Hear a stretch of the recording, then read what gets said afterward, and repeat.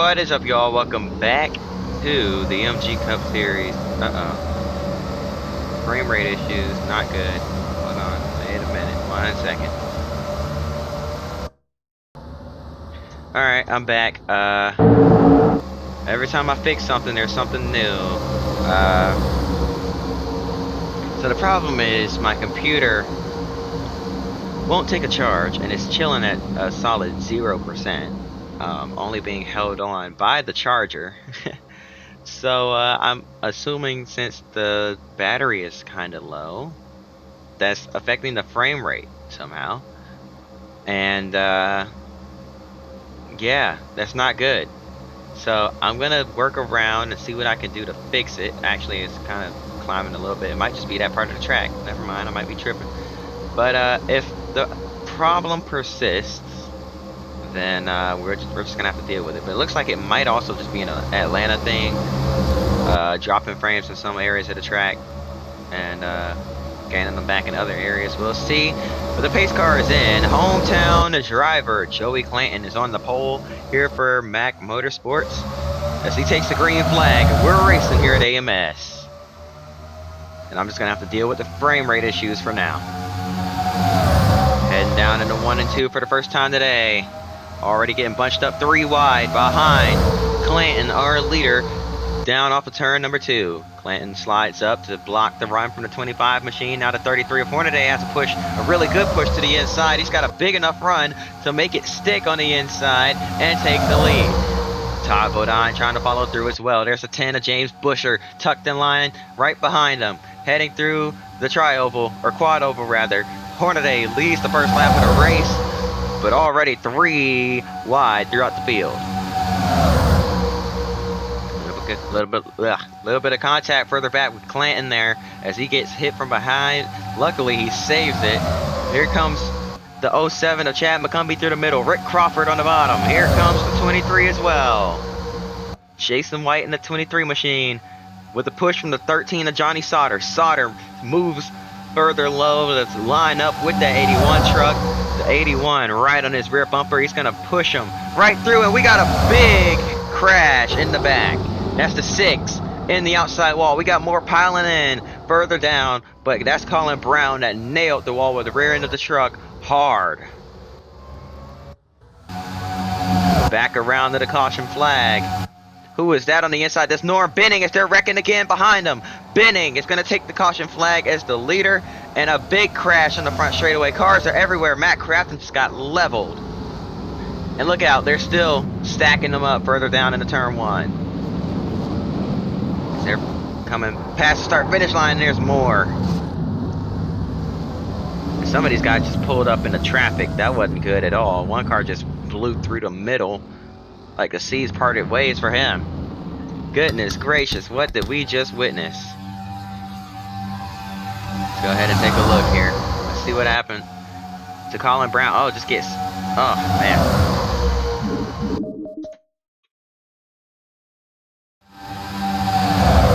Alright, Colin's in the middle of this snarling pack somewhere. Here he is. A bit of a 4 wide situation there.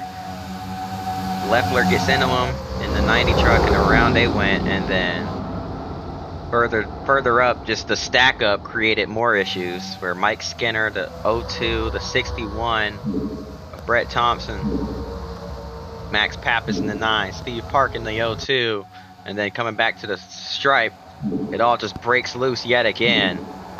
As you see Johnny Benson, several trucks get it collected in this one. As they come off turn number 4, looks like the 07, oh yeah, just got a little loose, tried to slide back up in the line and bumped the 14, wasn't quite square, and just hooked them right in the traffic, and they start wrecking across the start finish line. Boom, big hit there. Collecting the 25 of Terry Cook, who had nowhere to go in that. Big hit for Crafton as well, as the 15 came piling in. Oh man, the frame rate is horrible in some parts of the track. I'm really sorry, guys. Just a problem that just kind of happened overnight. Sometimes after due to my I just got new internet, it's a little quicker. But my old internet was so slow, I had to leave my computer on overnight to upload videos, and I guess by doing that, maybe we lost power overnight or something, and my computer must have completely drained its battery, and before the charger, started working again, and then now it's at 0, and it's not taking the charge because with this computer, as funny as it is, since it's a laptop, so you're not supposed to have it plugged in 24/7, but I'm using it. It's a gaming laptop, so when I'm using it quite often, and for best performance, you have to have it plugged in, which kind of is, yeah. So I have it plugged in a lot, and it must have just wore out either the battery on the computer or the actual charger. But green flag is back in the air. Sorry, I'm just venting. And Norm Benning did not get a good restart at all. Did not take off too well, but he's gonna have some help coming here as the 4 comes through the middle of the corner to his rear bumper, and he's just gonna leave him hanging. That's J.R. Fitzpatrick in the 4 machine. Or no, that's Ricky Carmichael in the 4 machine, excuse me. On the bottom, he's gonna take the race lead. He's got a push from Kyle Busch in the 51. Is that Kyle Busch? Yeah, it is Kyle Busch in the 51 truck this week. 3 wide at the stripe yet again. The 8 on the inside. 8 this race being driven by Dennis Setzer, who goes to the race lead. And look at this, another hometown hero is Chris Mack in the 86 machine, running a majority of the season in the trucks. He's making his way up to the front of the field as well. Brian Silas in the 48 machine, up into the mix. Everybody chasing after that 48 machine as he takes the race lead. Here comes the 11 with a push.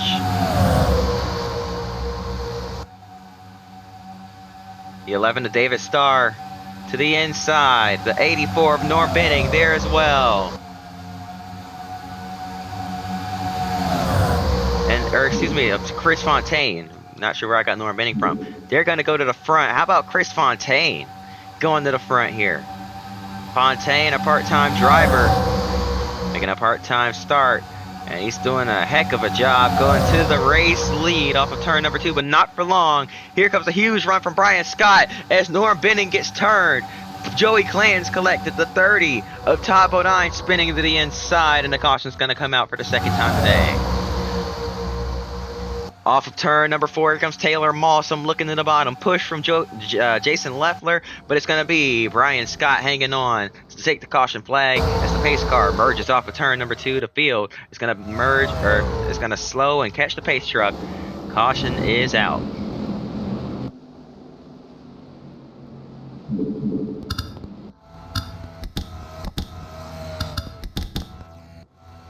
All right, let's see what happened here with Norm Benning on the back straightaway. Very unfortunate to see that. Oh, he gets into the back of Chris Mack, hometown hero, as we mentioned earlier, and across the nose of the 30. And then Clanton gets into the 30 truck, almost toppled him on his roof with the angle that he hit him. So that tears up the front end of that 79 truck. That's really unfortunate for Joey Clanton. At Zaxby's machine. Zaxby's a company based out of Georgia. He's a franchise owner. It's a sponsorship. And Chris Mack, a young guy from Georgia as well. Big fan of Zaxby's. And Clanton's time with Roush came to an unceremonious close, and it was looking like he wasn't going to get any other rides. Chris Mack decided to go ahead and pick him up in return for Zaxby's sponsorship. So now it's Zaxby's part of the team. Green flag is back in the air. Clanton hoping to have a great season here and prove his haters at Roush wrong, but or his doubters, but unfortunately hasn't had the greatest start to the season, trying to turn his luck around as the races go on. Heading through 3 and 4 though. Brian Scott, your race leader, not for long. Here comes Brian Silas to the inside. A battle of the Bryans at the front of the field. It's going to be Scott edging out Silas. now Brian Silas dives off into turn 1. The inside lane seems to be the place you want to be. That's where all the momentum is. You don't really have to lift quite as much with these trucks here. They're not as quick at the 1.5 miles as the MG Cup cars are. As they run a tapered spacer, similar to a restrictor plate. Tapered spacer keeps these guys at lower speeds at tracks like this. Now, the only tracks where they don't run restrictor or tapered spacers are, of course, Daytona and Talladega. Unrestricted engines, full saw, all out, all in racing. Auto Club usually sees unrestricted racing in Michigan as well. The bigger tracks on the schedule as we got some contact. Now, yeah, that's gonna almost result in a wreck. I think they're gonna keep it straight, but that's the 7, I believe, of Frank Daney Jr. up in the outside wall. Yes, it was, with Brian Silas and Ricky Carmichael. They're gonna fall straight to the rear of the field. Up front, the 19, the 13, rather, the 11, the 81, the 8, the 84, all in the mix. Here comes the 51 and the 86. As Johnny Sauter pulls out to a great lead at the front of the field, with a draft up behind him here, it's gonna change things big time. As here comes the 11 to the inside, the 86 up high, and the caution is out. Sauter, your leader, Frank Daney Jr., his misfortunes go from bad to worse as he's got more damage on that 7 truck. Let's see what happened. 4 wide, heading into 1 and 2. They squeeze together, contact, around goes the 48. Up onto his side went the 48. Wow. And Daney got caught up in that, just stuck on the high side, nowhere to go. He had nothing to do with it, and just gets collected. Watch the 48 truck. Up the banking, just gets pushed in by Benson, and man, climbs up on the 2 wheels. But he keeps it rolling, but then gets into the 7 again. It's going to take Benson out of the race, the 4 with damage, and then there's Mikey Kyle getting some damage there in the 29. Daney is going to be likely done for today, or at least not as competitive. As the green flag waves again here from Atlanta.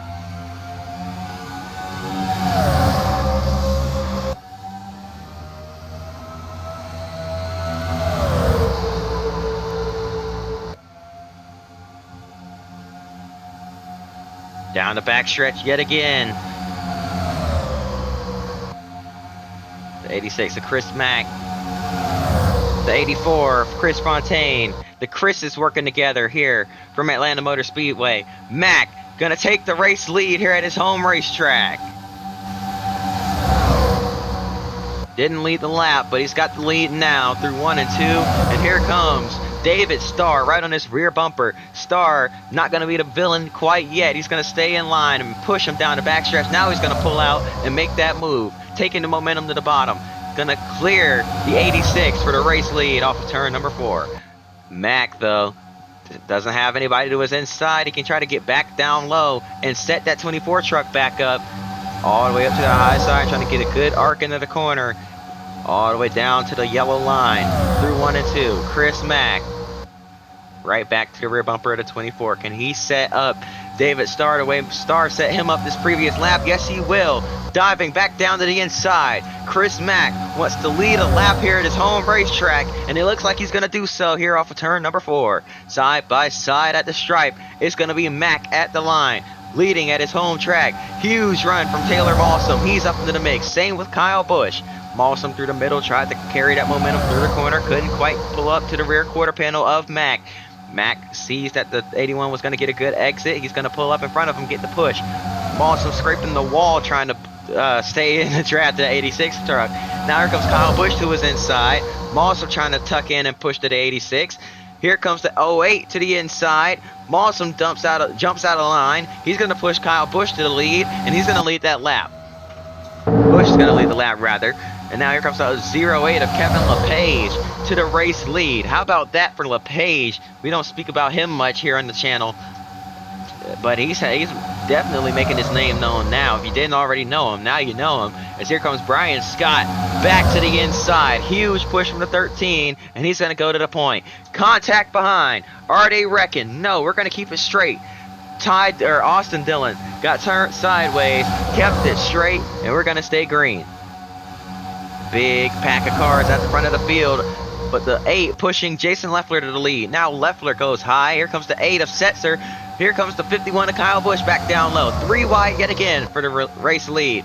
Multiple trucks stuck on that outside line. They're jumping out of line, trying to figure out where to go. Contact. Balsam's around. Chris Mack involved. Mike Skinner, Ron Hornaday Jr., Johnny Sauter, and more. Caution's going to come out yet again, and we're still wrecking them up past the start-finish line. Man, things were going so well, and it went so bad so quickly. You see Colin Brown completely destroyed. He's going to be out of this race. The 86 of Chris Mack got jacked up pretty good there. And what happened to bring out that caution? As Kyle Busch led us back to the caution flag. Looks like Taylor Mawson tried to jump out of line and get back to the bottom. Kevin LePage was there. Mawson reacts, doesn't want to turn himself, so he slides back up slightly and gets into the left rear quarter panel of Brian Scott, hooks Scott down the track into the 24 of David Starr, who clips the 13, but he better be fortunate that the 13 was there, because that cushioned the blow quite a bit. He was going to take a huge lick into that outside wall. You see Ron Hornaday Jr. sliding through the grass. He actually, I believe, missed it with that evasive action at the last possible second to cut left and go through the grass. I think he does get a small piece, but not much. Did a great job avoiding that wreck. Chad McCumbee sliding through the grass there. Taylor Mawson got the rear end of his truck jacked up. Let's see what happened from this angle. Watch this. Oh, man.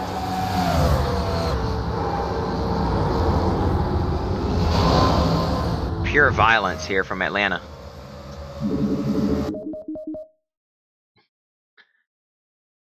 It's been some wild racing here.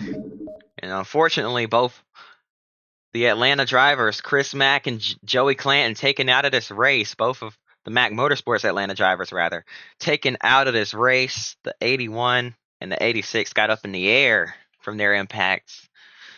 The 6 of Colin Brown up into the wall. Ryan Scott, Johnny Sauter, an innocent victim there. Kevin LePage, we mentioned him having a great day. No longer is that the case. Mike Skinner also turned backwards there. That's going to set us up for another restart. We're past the halfway point in this race. You can only imagine it's going to get more and more aggressive as the laps wind down. Green flag back in the air. 21 laps to go here from Atlanta Motor Speedway. 3 wide. Through the middle is Kyle Busch. Up top is the 11 of TJ Bell. Bell's going to fall back. He's going to slot in line behind the 51. There's the 8 and the 90 on the inside. Jason Leffler on the bottom trying to retake the race lead. But Dennis Setzer has a great push from Kyle Busch up high. He's going to take the lead off of turn number 4. But now Leffler has a push down low. He's going to take the momentum through the corner on the inside, and he's going to recapture the race lead for now. The 30 gets left out to dry. Smart move on Leffler's part not to allow the 30 to get some draft and allow him to pull up to the inside down in the 3 and 4. Now here he comes off turn number 4. Leffler's going to lead another lap here from Atlanta Motor Speedway, and it's going to be 3 wide behind him for P2. Johnny Sauter peeks out of line. The 11 of David Starr, of TJ Bell right there. And now Bell with a huge run through the corner. He's going to cut low as the 90 washed up to block. Bell with a huge run to the inside, and he's going to clear Jason Leffler through 3 and 4. But now he's way far out in front of the rest of the field. Big damage on the rear end of the 30 truck. Same with the 51 of Kyle Busch. Somehow they're still competitive. They're staying in the draft. But you gotta imagine there's gotta be some sort of like a parachute kind of slowing these guys down just a little bit. TJ Bell with a little bit of rear end damage as well, but it's not quite as severe. Or excuse me, that's not TJ Bell. That's his teammate Timothy Peters. Not quite as severe. TJ Bell continues to lead. The two Chevys behind working together, at least they were, but now Chris Fontaine's going to duck out of line. He's going to look for P2 on his own here. TJ Bell looking for that first career win. The rookie here in the trucks. Looking for that first win. Maybe not a rookie, but his first season for a big team racing at the front of the field. Look at, he had a teammate there trying to get up to the front as well, but that's not going to happen. As here comes the 90 of Leffler back to the front yet again with another push, this time from Kyle Busch. Busch looks like he's trying to peek out of line. He's going to do so. Just gets underneath that 90 truck, and he's going for second. He's got a big push from the 30. The 30 of Tom Bodine right on his rear bumper, pushing Kyle Busch to the race lead. Busch to the inside. He's got the momentum, and he's going to complete the pass under the turns 3 and 4. Big push from the 8 of Cleaver to the rear, the 8 of Setzer to the rear bumper of the 30. Can he get that 30 truck to the lead? Not quite. He pulls high. Here comes the 8 down low. Dennis Setzer is going to clear the 30 truck and now set his sights on the 51 of Kyle Busch. Anybody in this lead group can have a chance to get up there and win it if they have somebody to work with. And speaking of working with somebody, the 17 and the 84, great example of that there, pushing each other down the backstretch. They work their way up the 3rd and 4th, but not for long because they're trying to race each other now. If they can just stay in line for an extended period of time and not try to pass each other. The 84 falls back in the line and actually got a good arc into the corner. He's got a huge run. Down to the inside goes Chris Fontaine down the backstretch for P2. Not for long. Here comes the 8 to the lead. Dennis Setzer on the inside. He's going to take the lead from Kyle Busch. He's got Chris Fontaine right there with him. Fontaine looking for his first career win. Laps are winding down here from Atlanta Motor Speedway. The 90 of Jason Leffler fighting hard through the middle. He's got a run. He's got the draft. Not for long. The 84 moves up, but they brush the wall. Back down the track goes the 84 Fontaine. Losing all his momentum is the 8 of Dennis Setzer. He's going to fall to the back of this pack. Speaking of the back of the pack, Austin Dillon trying to stay in touch with the draft. Brent Raymer in the 85 is there. Ron Hornaday Jr. is there. Chris Mack trying to hang on. Lap traffic is going to play a factor in this one. That's the 08 of Kevin LePage. On the high side, he's going to stay high. Who's going to get held up? It's going to be a bunch of them here. It's the 30, the 90, the 8, all getting checked up by that 08 of Kevin LePage. And now ducking out of line, trying to get past.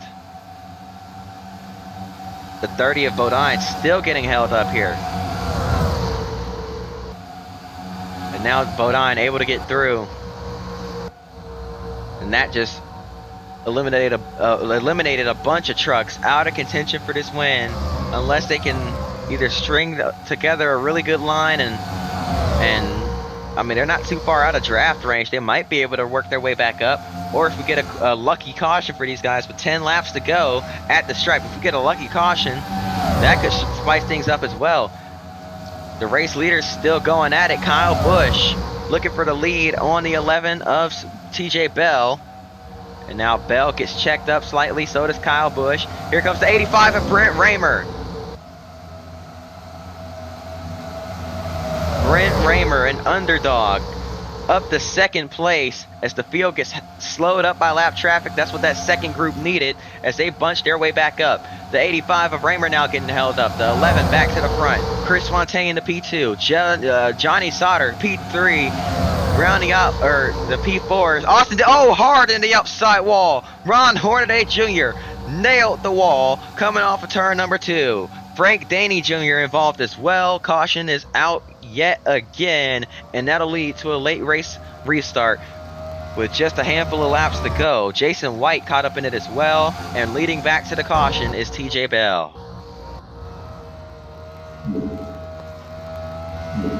Man, that was a hard hit. Wow. That changes everything. Let's see what happened here. Looks like on the high side, Danny. I see what happened here. Kyle. Similar to the last wreck. Kyle Busch trying to jump out. The 16 takes him 3 wide, so he has no choice but to stay high. Hooks the 7 down into the 33, who thought he had made it through scot-free. He just gets hooked straight up into the outside wall about as hard as he possibly can. The 7 gets just absolutely creamed by the 23 truck.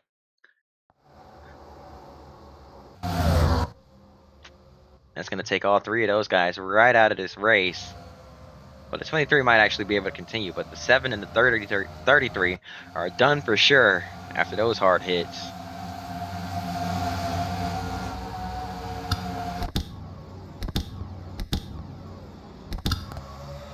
Green flag back in the air. Ron Hornaday Jr. is okay. We've got less than 5 laps to go here at Atlanta.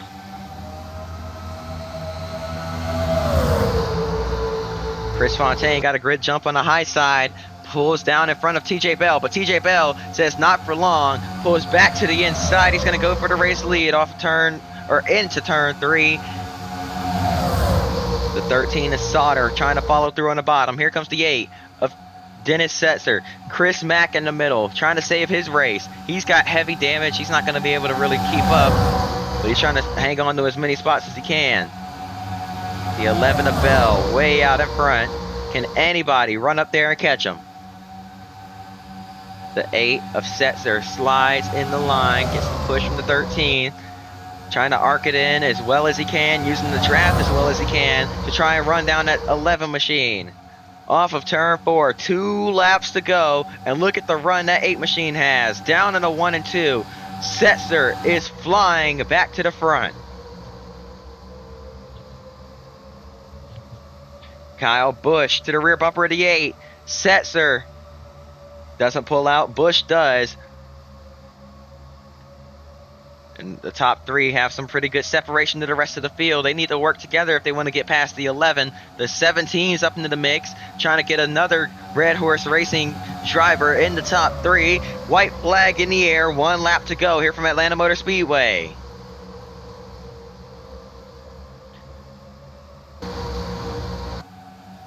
Down the backstretch, Kyle Busch peeking out again. No help. He's not going to get any help from the 17. Here comes the 8 with 1 last lunge through 3 and 4. Can he carry the momentum? I think it's too little too late. No run for Dennis Setzer. It's going to be all TJ Bell at the stripe. TJ Bell wins at Atlanta. A former Pro-Am National Series winner. Disappeared for a little bit, but he's back on the scene and he's here in the trucks with a really good team, a really good a newer team within Red Horse Racing, but a really good team with some really fast trucks, and showed what he could do with that kind of equipment as he comes home a winner here at AMS. The 8 of Setzer P2, Kyle Busch P3, Brent Raymer rounding out the top 5, and top of 9 P4. That is going to do it. Hope y'all enjoyed. If you did, hit that like button and subscribe. I apologize for the frame rate issues. And until next time, peace.